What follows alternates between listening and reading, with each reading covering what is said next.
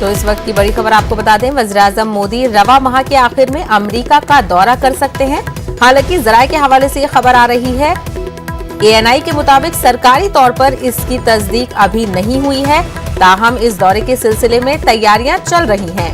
ज़राए के मुताबिक दौरे का शेड्यूल अभी तय नहीं किया गया है। हालांकि 23 या 24 सितंबर को ये दौरा मुतवक्के है। ज़राए के मुताबिक ये खबर आ रही है। आपको बता दें, मोदी ने 2019 में ट्रंप के दौर में अमेरिका का दौरा किया था। तो वज़ीर-ए-आज़म के दौरे के मुतालिक ये खबर हम आपको बता रहे हैं। वज़ीर-ए-आज़म मोदी रवा माह के आखिर में अमेरिका का दौरा कर सकते हैं।